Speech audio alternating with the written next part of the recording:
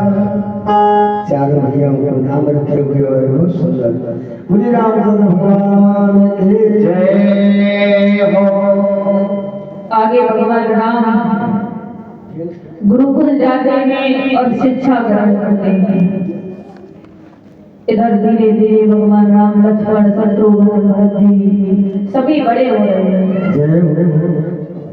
एक दिन दशरथ जी के यहाँ विश्वामित्र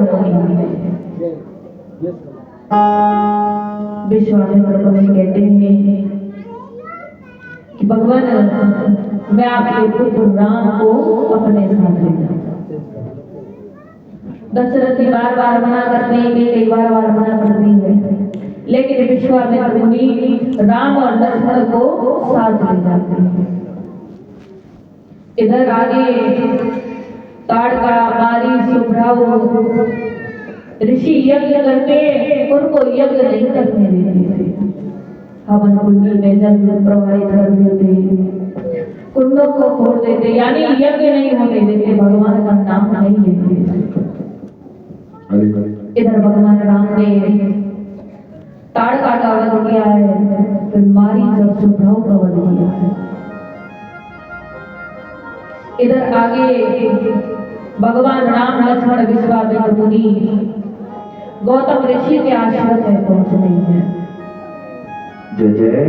गौतम ऋषि के आश्रम में एक शिला रखी हुई है जिसका स्वरूप स्त्री जैसा है। भगवान राम पूछ रहे हैं इस शिला किसकी है? ये ऐसी लगती हो जैसे मानो कोई स्त्री ही बैठी हो। भगवान राम से विश्वामित्र मुनि कहते हैं कि भगवान ये मूर्ति नहीं है, ये अहिल्या है। ये गौतम ऋषि का आश्रम है। एक बार इंद्र ने अहिल्या से छल कर दिया और गौतम ऋषि ने अहिल्या को श्राप दे दिया, जिससे बेचारी पत्थर की शिला बनी।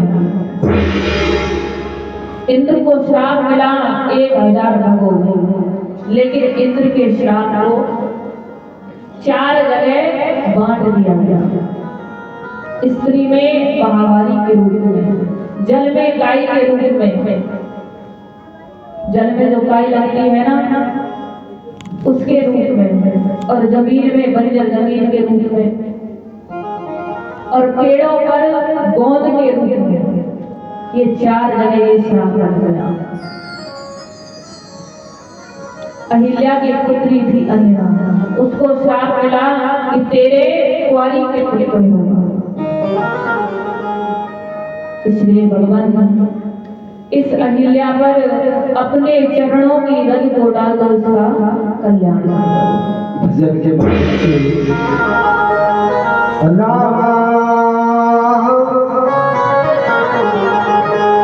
गौतम नारे ऋषि ने शिला करुणारी रे गौतम नारे ऋषि ने शिला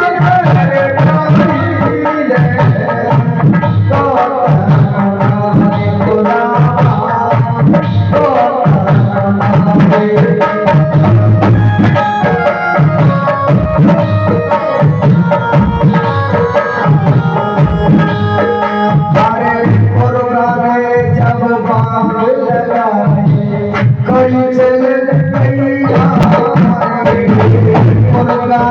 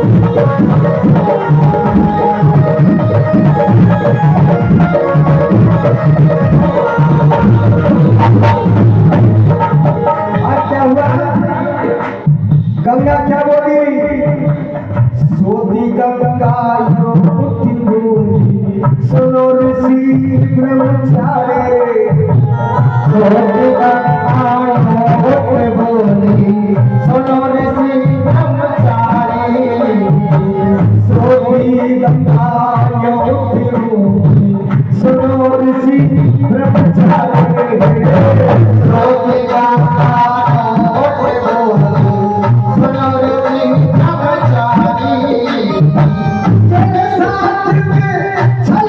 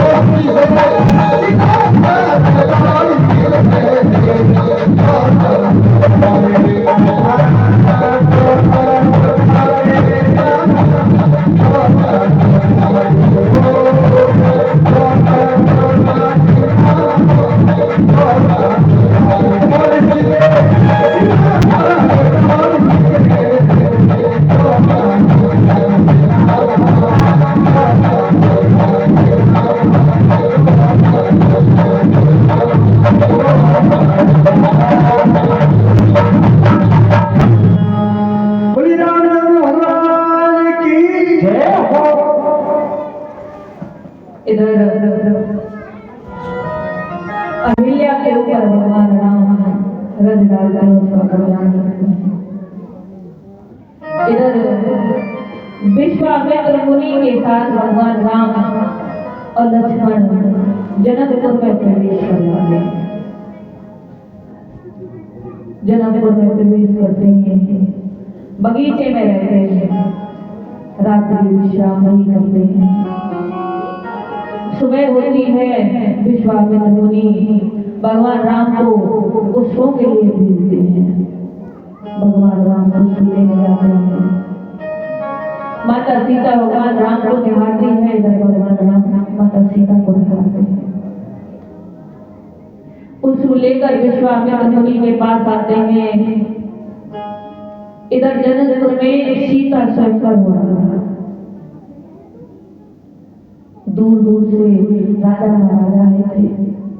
इधर भगवान राम लक्ष्मण उस स्वयंवर में विश्वामित्र मुनि के साथ चले जाते हैं। अब उस स्वयंवर में एक शर्त थी कि जो भी शिव धनुष को तोड़ देगा उसका विवाह माता सीता के साथ हो जाए। कई राजा महाराजा शिव धनुष को तोड़ने का प्रयास करते हैं, लेकिन किसी पर भी शिव धनुष नहीं टूटता। जिस वक्त धनुष तोड़ने के लिए राजा महाराज आए, सीता जी झांके झरोखा में थी, देख रही थी। इस धनुष को कोई नहीं तोड़ेगा, कौन तोड़ेगा? झांके झरोखों से सीता जी इस प्रकार से अपने मन ही मन में सोच रही है, झांके झरोखा बैठे, झांके झरोखा बैठी, लाडली जनक की, झांके झरोखा बैठी, लाडली जनक की, झांके झरोखा बैठी, लाडली जनक की देखो, ये पिछली मेरी लाडली जनक।